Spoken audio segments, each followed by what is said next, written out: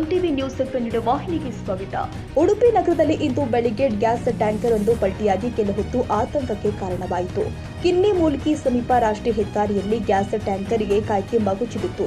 ಕುಂದಾಪುರ ಕಡೆಯಿಂದ ಮಂಗಳೂರು ಕಡೆಗೆ ಈ ಟ್ಯಾಂಕರ್ ಸಂಚರಿಸ್ತಾ ಇತ್ತು. ಅದೃಷ್ಟವಶಾತ್ ಟ್ಯಾಂಕರ್ನಿಂದ ಗ್ಯಾಸ್ ಸೋರಿಕೆಯಾಗಿಲ್ಲ. ಬೆಳಗಿನ ಹೊತ್ತಾಗಿದ್ದರಿಂದ ವಾಹನ ದಟ್ಟಣೆಯೂ ಕೂಡ ಕಡಿಮೆ ಇತ್ತು. ಹೀಗಾಗಿ ಯಾವುದೇ ಅನಾಹುತ ಸಂಭವಿಸಿಲ್ಲ.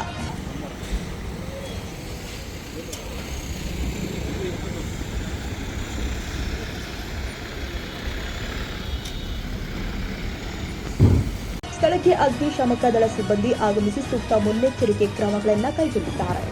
ತಾಜಾ ಸುದ್ದಿಗಾಗಿ ಎಂಟಿವಿ ನ್ಯೂಸ್ 24x7ಗೆ ಸಬ್ಸ್ಕ್ರೈಬ್ ಮಾಡಿ ಮತ್ತು ಬೆಲ್ ಐಕಾನ್ ಅನ್ನು ಒತ್ತಿ. ತಪ್ಪದೇ ಲಿಂಕ್ ಶೇರ್ ಮಾಡಿ.